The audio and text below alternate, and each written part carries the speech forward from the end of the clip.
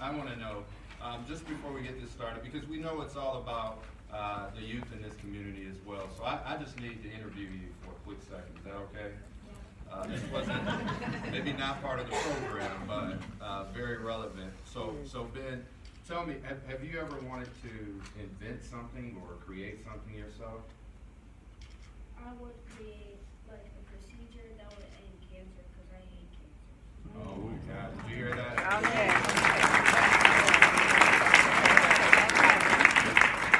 And you know, I want to let you know, and every young person that's watching this, that anything that you want to do is absolutely possible. When you synergize, when you follow the 7 habits, when you do all those things, being a leader in you, a leader in me, all those things are possible. So I believe that you're going to do it if somebody doesn't do it before you, right? Yes. All right.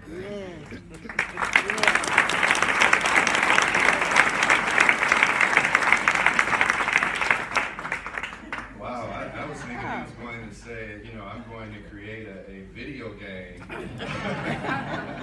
where we can also do our homework and get it done at the same time.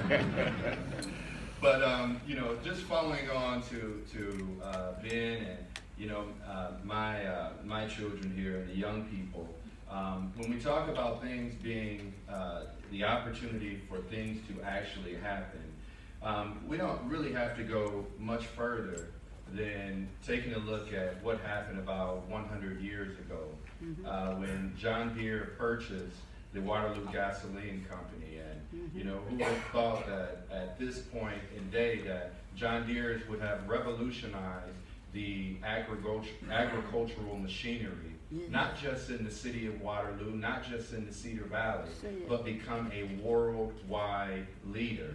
And when you take a look at the fact that the different companies, the product engineering center that's located within the Cedar Valley is one of the best technological offices or agribusiness places in the entire world that's located right here within the Cedar Valley. But also the tribute that we have today, because we said strong ties. And isn't it amazing that the bow tie, the fasten clip-on bow tie, was actually patented in 1918, right where Jameson's is at right now. But the actual patent was there. The innovation, the creativity, the forward thinking are symbolic of the city of Waterloo. And that's why we want to celebrate all of those things today. We want to manifest those things. When we talk about our legacy and our history as a community, we are strong because we have an innovative spirit that is second to none. Yes. And we can absolutely change the world. And that's been exhibited by just a couple of the examples that I've given a second ago. But it starts with our young people as well and their creativity also. And right now I would like to call up University of Northern Iowa senior Jordan Caruso. And Jordan is the official STEM ambassador who has partnered on projects from our first robotics leagues and the recent Midwest Regional Robotics Competition at the McLeod Center, Wise Girls, the Boys and Girls Club, and the Waterloo Public Library fashion event. So absolutely talented. So Jordan, you have a presentation for us today, correct? I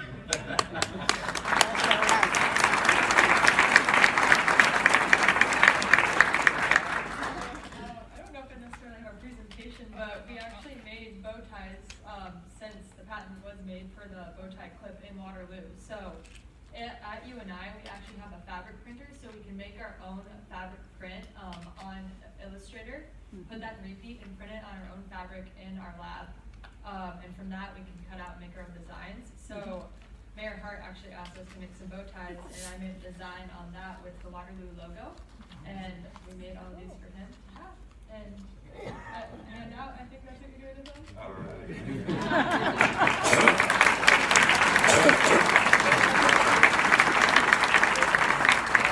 We appreciate so much your efforts. Did you Can want I make a... Yes, you can. Yes, you can.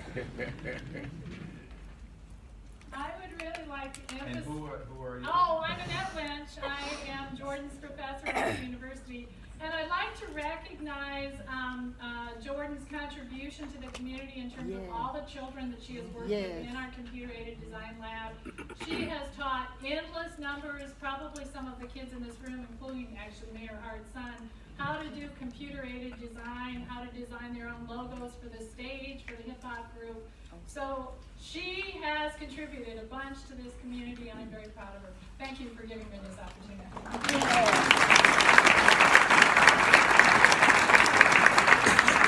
Thank you for allowing them to have an education where they can work directly within the community. So thank you. I also want to make some quick acknowledgments because it'll be a tough time at home if I forget this evening, but my lovely wife, Cassandra Hart, is in the audience today. Vice principal at Cunningham School of Excellence, and they're always looking for partners as well. My children as well, Quentin Jr. sitting there looking so excited with his closed eyes. My son, Quindin Emmanuel's here, and my little princess, Halea, is sitting here as well. So we want to thank them for being here.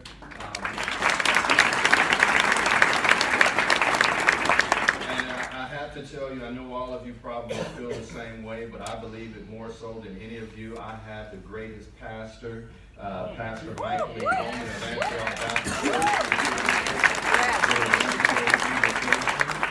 And we could not ask for any better MCs than Rocky and Shaviva to be able to do this today. So thank you so much. And Army Specialist Paul Ferris from Hawkeye Community College, very near and dear to my heart. I spent a lot of time in the halls of Hawkeye College working there. From Cedar Valley Catholic Schools, and then Carol Luce and Dr. Monroe is here, and my superintendent, Dr. Jane Lindeman, is in the office today. And this is something that I want to do as well. Could we have all the city staff people please stand up? Please stand up with your nice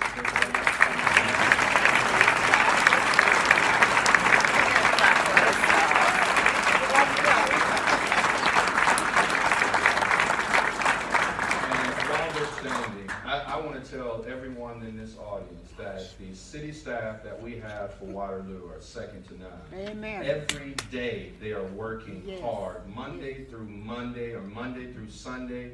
They're out here working hard to make sure that your streets are safe. They're working hard to make sure that your accounting is taken care of. But from place to place, our city staff is working hard for you every day. So I want to acknowledge all of them. So thank you for being here.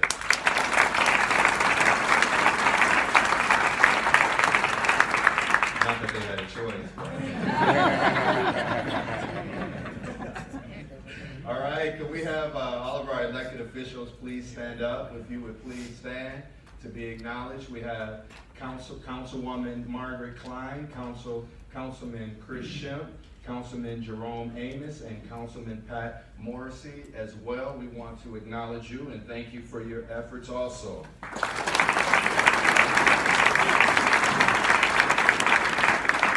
Ready to make this presentation. If I start throwing out stuff that's way far out there, you can't talk about it because there's four of you sitting over there right now. Our boards and commissioners, are you in the audience? If you're on a board or commission, could you please stand up for us as well? If you would please stand. Thank you so much.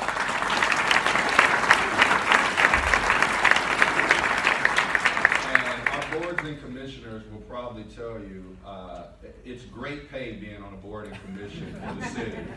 But we thank you so much for all of your efforts because your decisions help the council to be able to make the decisions on behalf of this community. And I see former Councilman Tom Powers in our audience as well. So we thank you so much for all that you do for the city.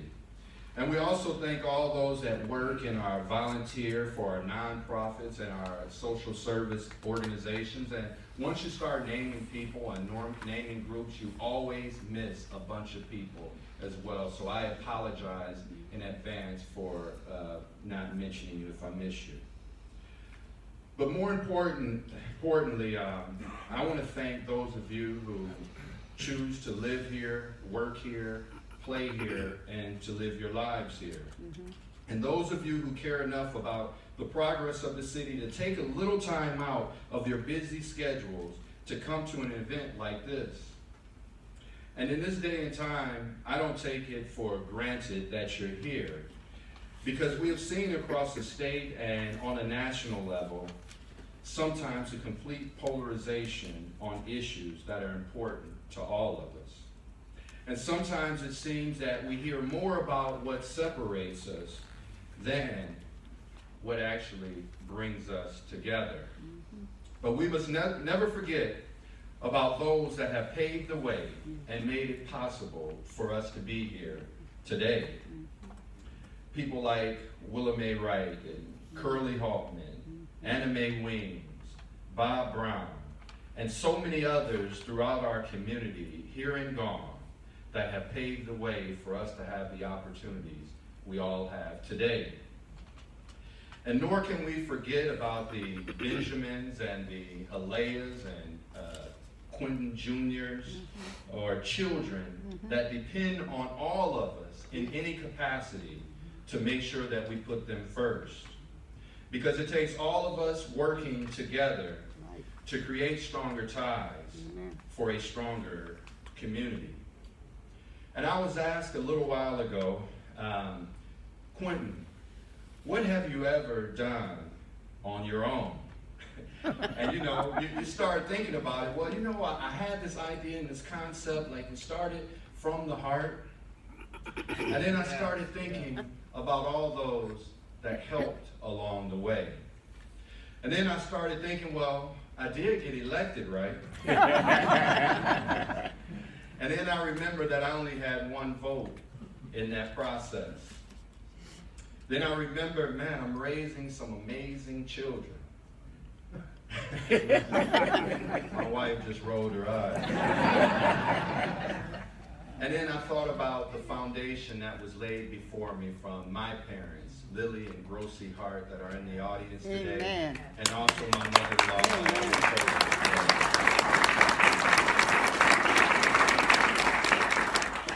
Well, of course, you know that the state of the city, I've done all the graphics and done everything myself, but I have to remember our communications director, Wendy Bowman, for all her efforts with city staff and people in the community to actually make this day a reality. So we want to thank Wendy as well. So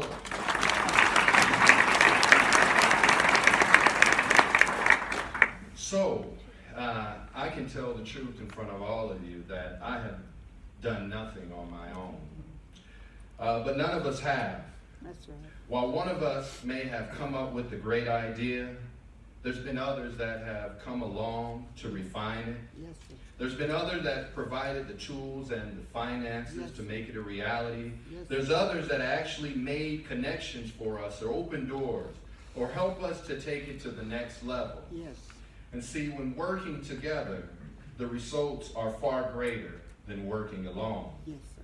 But we have to look no further than the very building that we sit in right now, the Courtyard Marriott, with its owner, Rodney Blackwell, of Financial District Properties.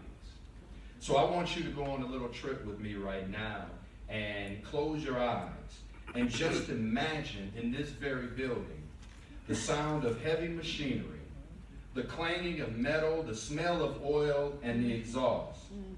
With a huge campus of buildings and smokestacks busy with activities, or maybe the years of these buildings that have sat empty may come to mind.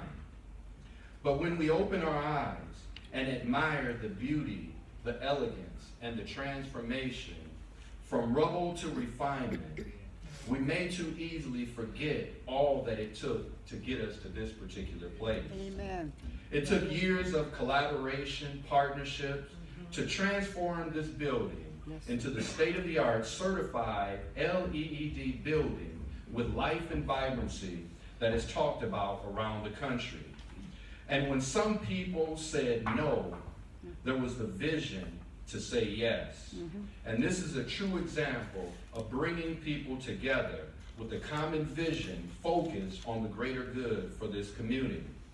Working with the Courtyard Marriott, the TechWorks campus, the Greater Cedar Valley Alliance, former Mayor Buck Clark, the City Council, the staff, and all the partners that collaborated to make this a centerpiece around the Midwest and country. And see, that spirit of teamwork, collaboration, partnership, or as Benjamin reminded us, the habit of synergy, is what we've come to celebrate today. In order to work together, we must first get to know each other. We must build relationships with our neighbors, our co-workers, with our business community, with our educators, and with our city departments. It is only when we have strong ties to each other that we can strengthen our communities in ways that are not easily shaken, not easily divided, nor easily defeated. And last evening, we launched our first Residence Academy. And it's where 30 community members gathered from all different perspectives and ideologies to come in for the start of an 8-week course on how the city works. In the crowd, there were people that just moved here from other communities, but they wanted to learn more. And then we had some longtime residents that wanted to understand the roles of an elected official in the staff. And the Residence Academy is one way that we are building relationships to strengthen our ties. And also last month, the University of Northern Iowa's Business and Community Services and Renew Waterloo spoke to about 170 small businesses, reaching out to find out what were their needs and their concerns to help connect them to the resources that they need to be successful and to grow. And we sent out survey informations, and we made those businesses because we know that our small businesses are the backbones of our communities. And we must keep that line of communication at all times to strengthen our ties. And throughout this community, we are seeing examples of stronger ties. Waterloo is the most diverse city in the state per capita and home to Cinco de Mayo events, Northeast Arts festivals, the 4th largest Irish Fest celebration across the country, MLK Day commemorations, Krashishik Chafarik celebrations, and people from the island of Burma celebrating. And these are just to name a few, many of the other examples of inclusion. And our Waterloo Community School System, under the leadership of Dr. Jane Lindeman, has more than 55 languages that are being spoken in our school system, with one of the state's first dual French and English classes. In addition, first in the state to have an exceptional children's program where a child with a disability is able to showcase their intellectual giftedness as well. Yes. With regards of your city staff, our public safety, Waterloo's crime rate continues to trend downward. The more serious Group A offenses declined 8.1% from what was reported in 2016. And this puts us at a point where our crime rate is the lowest that it's been in decades. The Waterloo Police Department are implementing effective community policing strategies where we are reaching out and utilizing out-of-the-box programs to reach the entire population. Officer Brandt, under the leadership of Chief Dan Trelka, has created the program called the Hail Mary Project. And this program utilizes athletics to empower our young people to reach their full potential while creating a fun environment for growth. Our fire department, with its medics and trained professionals, are still able to have a response time to your needs of less than 4 minutes and 30 seconds. And we know that when it comes to saving lives, that every second counts. Man. Our iconic 4th Street Bridge has received the necessary makeover. Let me say that again. Our iconic 4th Street Bridge has received the necessary makeover this past summer. Did it ever need it? Even my mom was like, when are y'all going to do something? But this project was a collaboration of our engineering department, our finance department, our Blackhawk County Gaming, Main Street, the Waterloo Center for Arts and consultants, and a special art portion by the youth art team, thanks to work with Danny Laudick and their director, was able to create artwork along our bridge. And you can see some of the, is that me? And you can see some of the artwork that's around the building as well and on our bridge. And it is fitting that we not only maintain, but we enhance the appearance of one of our most iconic features. Because if you take a look at the pedestrian bridge, it's on the 6 o'clock news, it's in publications, it's in artwork portraying the city, and it also serves as a symbol of connectedness, of unity, providing access to one part of downtown to the other part, bringing people together. The city of Waterloo has began the process of creating one of the most technologically advanced in the state traffic adaptive systems with the Fiber Project Connected. Our library and our Center for Arts have seen over 500,000 visitors this year. We've done close to 4 miles of road construction. Our leisure services and sportsplex and Young Arena are hosts to several semi-pro sports teams with the Waterloo Blackhawks, the Waterloo Bucks, the Cedar Valley Court Kings, and we've added deck hockey.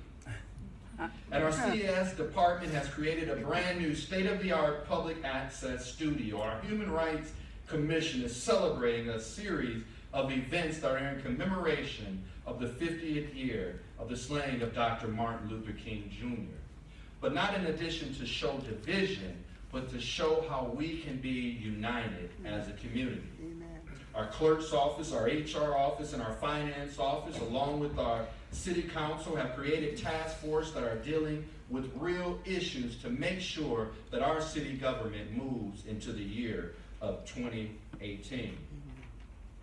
Grand Crossing 1 and 2 will forever change the skyline of downtown Waterloo. And this project was led by Brent Dahlstrom, real estate company, and his colleagues, along with our community development office and multiple sources, to create a first-class, affordable, mixed-income condominium development for downtown.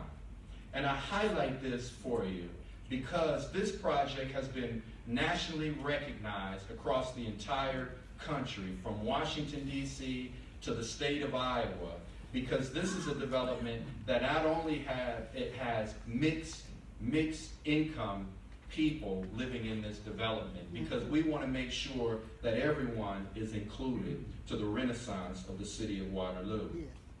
Our CDBG helps work to provide safe, affordable, comfortable housing by bringing stability to our children and security to our seniors. And the city of Waterloo was awarded a $3 million federal grant to deal with lead abatement within our community. And the historic Walnut neighborhood is seeing a transformation like no other community, like no other neighborhood in our city has seen. We have partnered or brought together partners along with the neighborhood, the Walnut Neighborhood Group, the Boys and Girls Club, JSA, who I knew I was going to get up here and forget a couple people. But working together in a collaborative effort to transform that neighborhood. So what we see taking place right now, we're taking a look at the historical aspect of that community, of the neighborhood. And if you're not familiar with the redevelopment of JSA, I think Mr. David Deeds is in the audience today. They're taking houses that have a historical significance, and they're fixing up and refurbishing those homes so that people can go back and live directly in the community. The Heartland Vineyard Church has taken a great leadership role in galvanizing and working with the neighborhood organization to create synergy, as Benjamin called it a little bit earlier. And I would ask Mr. Rodney Anderson to stand up. If you want to wave your hand like this, Rodney, like you're in church. Rodney Anderson has been doing extraordinary work with the neighborhood as well. We just broke ground this past Monday on the All-In grocery store, which is close to a $9 million development taking place right on Franklin Street.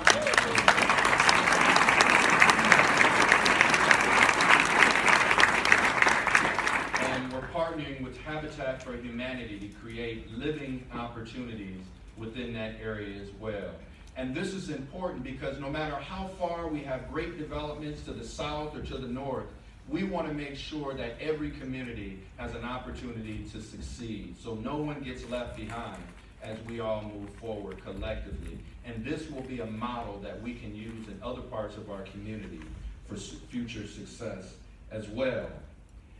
We've also seen major renovations at the KWWL building, Community National Bank and Trust, TechWorks, Tyson and Crystal Ice, and Advanced Heat Treat expansions on the horizon.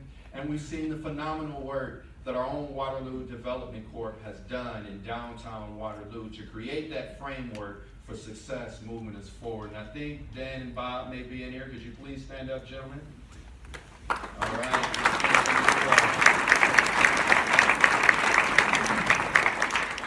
And we also have to acknowledge Tavis Hall, who is our newest director of our Convention and Visitors Bureau, and I believe Jessica Rucker is here. She is our Main Street Executive Director as well, newly hired, so could you both stand up?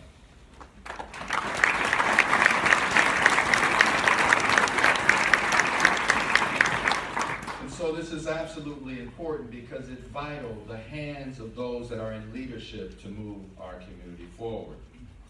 And so as we continue to move forward and look to tomorrow what's going to take place in the city of Waterloo, we have almost the completion of the Hawkeye Community College Adult Learning Center taking place in downtown. And Dr. Bradley as well is in the audience with us today.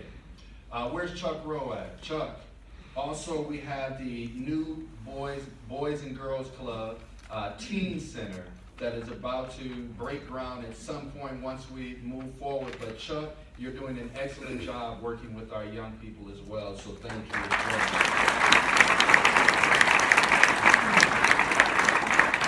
Our Friends of Faith, I believe Lisa Gates and Velda Phillips are in the audience somewhere, but Friends of Faith is the Friendship Village project. It'll be a $70 million redevelopment and development of our Friendship Village as well, so making sure that they're taking care of those that are most vulnerable, our senior population. We are going to begin the construction of a reinvigorated convention center this year. We have other exciting projects like the Art Mall project. Is Mr. Dahlstrom in the audience today? I think he was going to be here. Could you please stand up as well? Brent Dahlstrom, you got one of those. But the Grand Crossing 1 and 2 and the Art Mall project and a project, we're going to have another premier building project at our old flea market site, and we're hoping that Mr. Dahlstrom is going to take the lead and continue to build those up like he's done with other projects in this city. The City of Waterloo is working on plans for the creation of a new development of a marina along the river. University Avenue and Highway 63 overpass continues to move forward. The Lincoln Park transformation is a project that we're excited about moving forward as well. And we also have in our audience today Mr. Buzz Anderson. If you don't know Mr. Anderson, born and raised in the city of Waterloo, family has been here for a long time. That's right. And Mr. Anderson had been thinking about the possibility of working on a residential development on property that's been in his family for over 91 years. So Mr. Anderson stepped up to the call and created the concept of Paradise Estates. And Paradise Estates will be near the Orange area. And Paradise Estates will be the largest residential development to take place in the city of Waterloo, probably in the past 30 to 40 years as well. So we want to recognize you for your vision and for your leadership.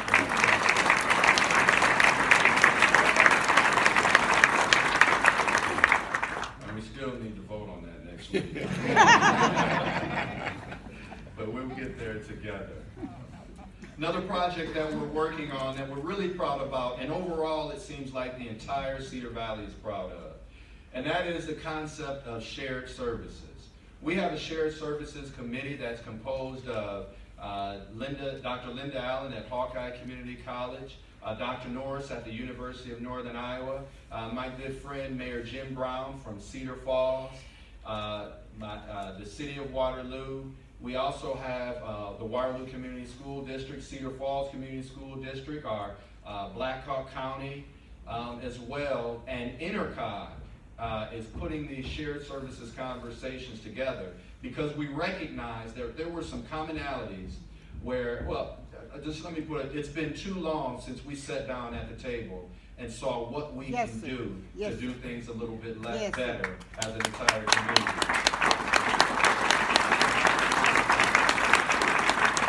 And so we are now we've started with our human resources area, and we transcended and moved towards the wastewater treatment facilities for all of our partner cities, and I forgot to mention Evansdale as well in that conversation. So we're working together to see how we can work together smarter for our long-range future.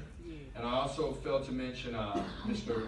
Councilman Frank Dara is in the audience today as well from Cedar Falls. Thank you for being here. And if you didn't know, Frank's wife, Carrie Dara, is the interim director for the Cedar Valley Chamber. So we want to thank her for her efforts as well as moving us forward till we get to that next point. But I say all of these things to say that Henry Ford said it best. Coming together is a beginning, keeping together is progress, and working together is success. And the future looks bright for the city of Waterloo, but the spirit of cooperation must resonate to every fabric of this community. There is no challenge that we can't overcome when we work together, nor any peak that we can't climb to when we reach to have strong ties. But just like 100 years ago, the innovation for the patent of the fastened bow tie, or the purchase of the Waterloo Gasoline Company by John Deere, or the incorporation of the city of Waterloo to become a class city happened 150 years ago, almost a month from now. So we can achieve anything together if we put our minds together. And I want to thank all of you in the audience today, all of you that are listening to this. And I want you to know that Waterloo is a strong community. And we have so much to be proud of. We have a rich heritage. We have strong people.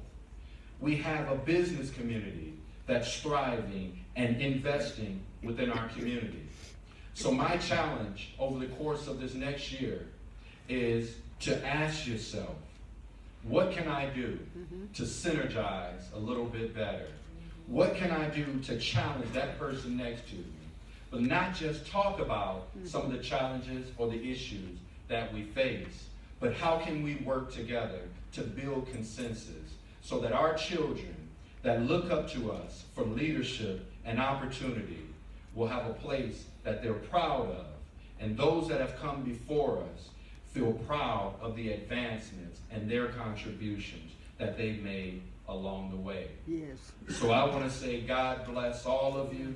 God bless the city of Waterloo. God bless the Cedar Valley. And thank you.